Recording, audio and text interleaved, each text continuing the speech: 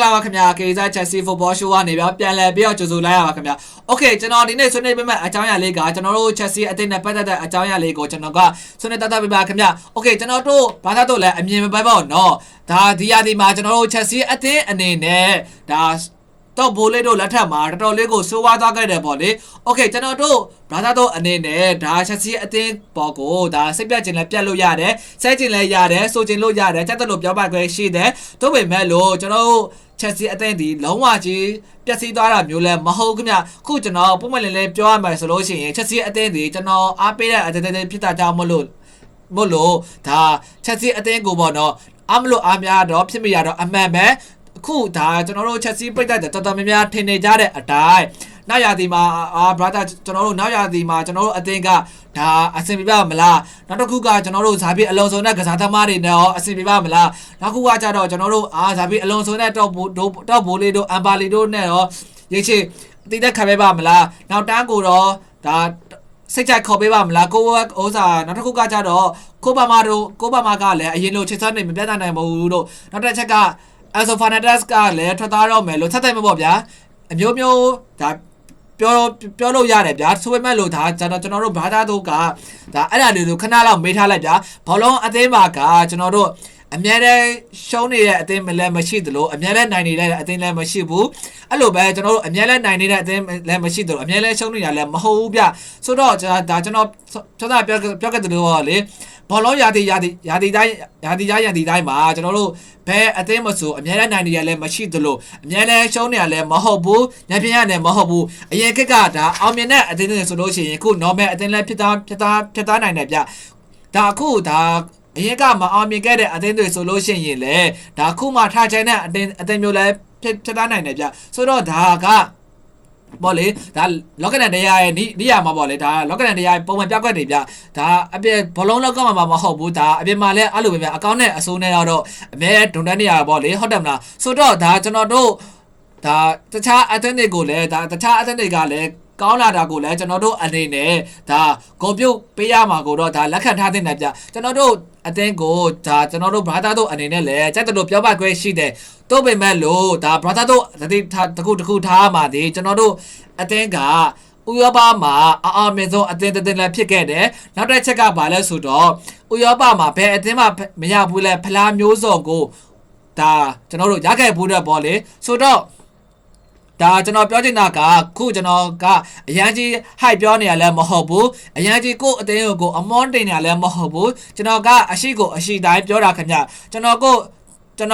ချက်စီအသင်းကိုဒါချက်စီအသင်းကိုလည်းဒါအပိုပြောရလဲမဟုတ်ဘူးကျွန်တော်အသင်းမို့လို့လည်းအပိုပြောရလဲမဟုတ်ဘူးဗျဆိုတော့ဒါခုကျွန်တော်တို့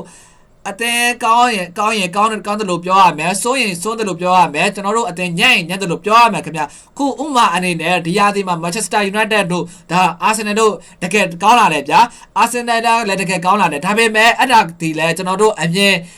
င်မှာမကောင်းဘူးလို့ထင်ရင်အဲ့ဒါကကျွန်တော်တို့အမြင်များဗျဆိုတော့ခုဒါ Manchester United တို့ Arsenal တို့ဒါအတီးကောင်းကြကြတယ်ပေါ့လေ Arsenal ဆိုရင်လည်းဒါခု Premier League မှာလည်းဒါတိုက်ကိုရခဲ့တယ် Manchester United ကလည်းဒါ Champions League ရခဲ့တယ်ပေါ့လေကျွန်တော်ဆိုလိုချင်တာကဗျာကျွန်တော်တို့ Chelsea အသင်းက Mourinho လက်ထက်ကလေးကဟိုရင်လက်ထက်ကလေးကရောဗျာအသင်းကောင်းသင်းကိုဒါပိုင်ဆိုင်ထားတယ်ပေါ့လေအသင်းကောင်းသင်းဖြစ်တယ်ဗျ Okay ကျွန်တော်တို့ဒါအမ်ပါလီတို့တော့ဘိုလိုတို့လက်ထက်မှာစိုးဝါးသားရဆိုပေမဲ့လို့ခုနီးပြထဲမှာအကောင်းဆုံးနီးပြဖြစ်တယ်ဒါဇာဘီအလုံးစုံကိုရအောင်ခေါ်ပေးခဲ့တယ်ခင်ဗျကစားသမားကောင်းတွေကိုလည်းဒါငွေကုန်ကြေးကြခံယူပြီးတော့ဒါခေါ်ပေးခဲ့တယ်ခင်ဗျကျွန်တော်အထင်ရပေါ့လေအနာနဲ့ဆေးဒါမတက်သေးဘူးလို့ပဲကျွန်တော်တို့ယူဆမိတယ်အနာကိုကျွန်တော်တို့ဒါပေါ့နော်ပြစ်ဆက်ကလေးထားနေရလဲမဟုတ်ဘူးဗျဘာသာတော့ကျွန်တော်တို့အမြင်မှာမြင်ရမှာဒီတော့ဘိုးလေးတို့အမ်ပါလီတို့ကတိုးရဲ့စပက်ချက်အမားတွေမာနတွေနောက်တော့က supported driver 2ယောက်ရဲ့ဒါညံပြဲမှုတွေကြောင့်မလို့ဒါခုလိုဒါဖြစ်သွားတာပေါ့လေကျွန်တော်တို့အသင်ကပေါ့ဆိုတော့ဘာပဲဖြစ်ဒါကျွန်တော်တို့ခုလက်ရှိမှာကျွန်တော်တို့ဘာသာတော့မြင်ထားရမှာဒီဒါတိတ်ချာခွဲပြီးတော့မြင်ရမှာပေါ့လေတစ်ဖက်ကကြတော့ကျွန်တော်တို့ဒါခု supported driver 2ယောက်ကလည်းအသုံးမကျဘူးညံပြင်းနေဒါဆက်ဆက်ရပေါ့အဲ့ဒါကတပိုင်းနောက်တစ်ချက်ကကြတော့ဒီအခု top ball လေးတို့ဘာတို့ကအခုကျွန်တော်တို့ဒါရေရှည်စီမံကိန်းတွေဘာတွေနဲ့စနစ်တကျတိကျပြီးတော့ကြိုးပန်းဆောင်ရွက်နေတာကိုလည်းကျွန်တော်တို့ဒါအသိမဲ့ပြရမှာလေကျွန်တော်တို့ကိုကပြနဲ့ဒါမြင်ရမှာကဒါကျွန်တော်တို့ဒါဝင်ပဲခင်ဗျโอเคကျွန်တော်တို့နောက်ဘောလုံးရသည်မှာဥရောပဝင်ခွင့်မရဘူးဗျဒါကလည်းဘာဖြစ်လဲဗျဟုတ်တယ်မလားဥရောပဝင်ခွင့်မရလဲဒါအခုလာမဲ့ရာသီမှာတပတ်ကိုတပတ်ကန်တယ်ဘာဖြစ်လဲဟုတ်တယ်မလားနောက်ရာသီကြလို့ရှိရင်ကျွန်တော်တို့ဒါအခုလာမဲ့ရာသီမှာအဲ့တပတ်ကိုတပတ်ကိုမှဒါ system နီးကြကစားပြီးတော့ကစားကွက်တွေတည်ငြိမ်နဲ့ကစားခဲ့ရင်ကျွန်တော်တို့နောက်ထပ်ဘောလုံးရာသီတွေမှာကျွန်တော်တို့ဒါဥရောပဝင်ခွင့်ဖလားတယ်မဟုတ်ဥရောပဖလားဝင်ခွင့်ရဲ့အဖေပါတက်ပြီးတော့ဗျာကန်ခွင့်ရှိတယ်ဗျာဟုတ်တယ်ဗျာကျွန်တော်ပြောချင်တာကအဲ့ဒါပေါ့နော်ဒါပေမဲ့ကျွန်တော်တခုပဲစင်ငေါဖြစ်မိတာကဒီနေ့လာမဲ့ဂျာတီမှာကျွန်တော်တို့အသင်းနေနဲ့ဥရောပဝင်ခွင့်တော့မရဘူးပေါ့ဗျာအဲ့ဒါတော့စင်ငေါဖြစ်မိတယ်ပေါ့ဒါပေမဲ့ကိုတဲ့အသင်းကကျွန်တော်ဆွမ်းနာကကျွန်တော်ပြောသလိုပဲမရဘူးတဲ့ဖလားဆိုတာမရှိခဲ့ဘူး Conference League Europa League ဒါပြီးတော့ Champions League မျိုးစုံဖလားကိုကြိုက်ခဲ့ဘူးတဲ့အသင်းဖြစ်တာကြောင့်မလို့ဒါ